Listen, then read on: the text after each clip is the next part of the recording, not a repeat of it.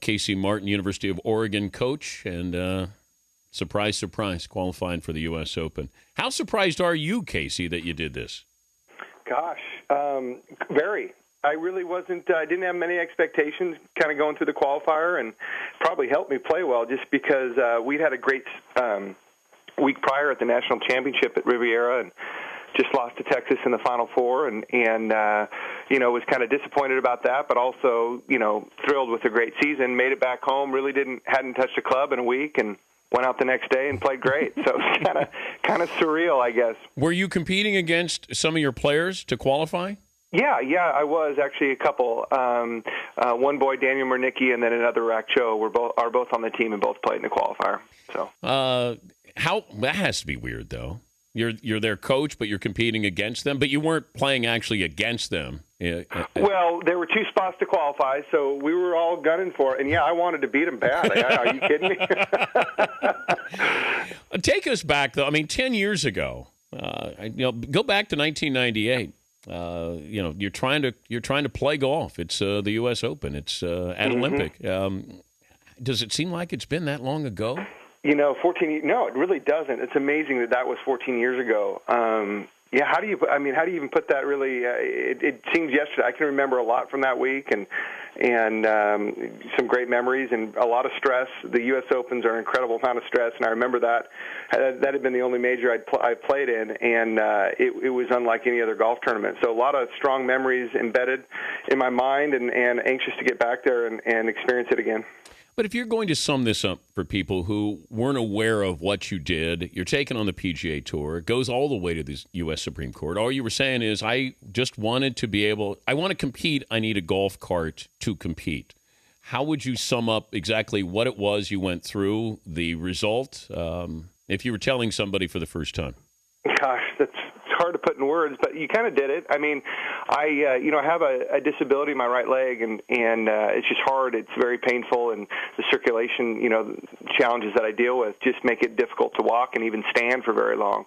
And yet I have a talent for golf, and certainly when I played professionally, I was never a great professional, but certainly was competitive at times, and just wanted a chance to be able to compete and make that my living, and so I had a friend in town that encouraged me to pursue using a golf cart under the ADA, Americans with Disabilities Act, which I ended up doing, and ended up winning against the PGA Tour, which was a really another surreal ride is to go up in a lawsuit against them, but it was fortunate it worked out. Was able to ride and played in the U.S. Open riding a golf cart, which I don't think has been done ever before or since or whatever, and I can't say that's a great sense of pride for me. I don't look forward to riding in a golf cart, to be honest. It's just how I need to get around, but I do look forward to playing in the tournament and just have a lot of respect for the USGA and the event that they put on, and anxious to get back there and play and see what happens.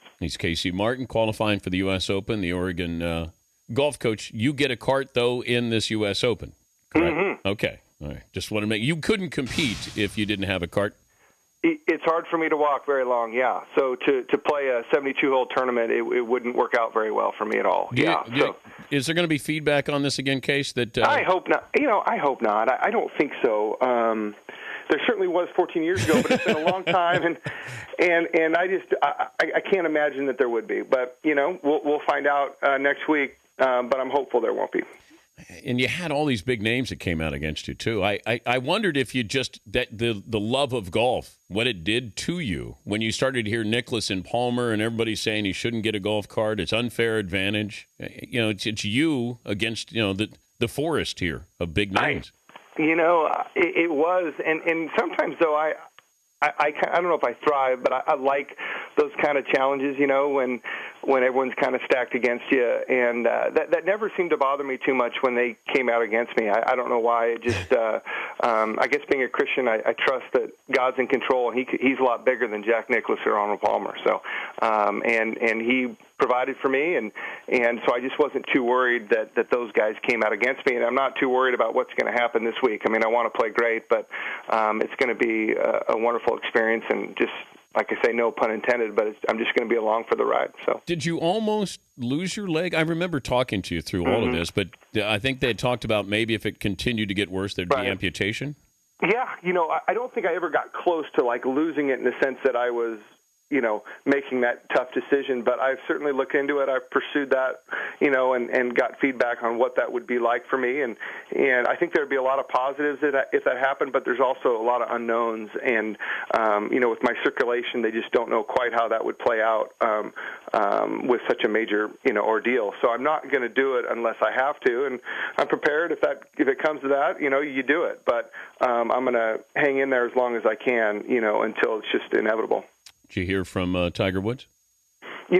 Kind of, yeah. He apparently tweeted yesterday. I'm not a big tweeter or whatever, but he... well, you're too old to tweet, aren't you? You're 40. I am, exactly. But he apparently did, and then Nota Begay, who's a good friend of mine and his, texted me last night. He goes, hey, Tiger wants to play a practice round, so I think we're going to play either Tuesday or Wednesday if it works out. Oh, no. Are you ready for that? Oh, yeah. Are you kidding me? That's why I want to. I mean, that's why I want to go. That's going to be a blast. Are you kidding? Yeah. I would pair you guys to start. Right? I mean, we might as well jump all the way in here, Case. For TV? We're in a different category. Trust me, we won't get paired together. I'd like to be paired in the weekend with him. That means I've done something incredible. Well, what kind of expectations do you have? It's tough to shoot under par at that golf course, certainly with U.S. Open going in there and tricking it up. You're right. Everyone's been patting me on the back, saying great job, and deep down, I'm like, I kind of have fear going into this tournament.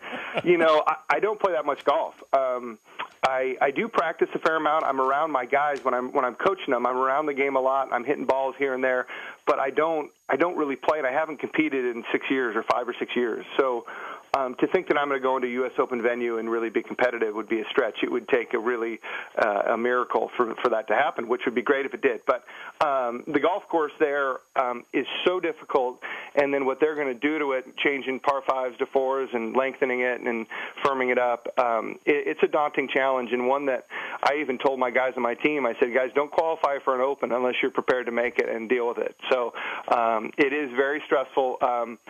And there is some fear lurking, but I'll go for it. We'll see what happens. Hey, it's a great story, Case, and I'm happy for you, and the right mindset. If you shoot an 80, you shoot an 80, but you know what? You accomplished something pretty amazing. Yeah, thank you. I appreciate it. It's going to be fun. I got one question for you. Do you still have the I Love My Ducks hanging on your microphone? Yeah, it's right in front of me if you're watching on TV. I'm not watching. I'm on the, yeah. Well, thank you. I love that. Every time I watch, I look for it, so thanks. What do you think of my golf swing there on the simulator view? Yeah, I haven't seen it yet. I'll have to do more work and research. I'll have to break it down for you. Okay, this is what I'd like from your U.S. Open appearance. I'd like. Can I get the head cover of your driver after the round to put in the man cave? Yeah. All right, there you go. That's it. Just making dreams come true, Case. It's got a big, bright yellow O on it. That's fine, but we'll put it in here. We'll put it in here, and we'll proudly display it. It's yours. Hey, have fun, and awesome. good to visit with you. All right, bud. Okay. Casey Martin.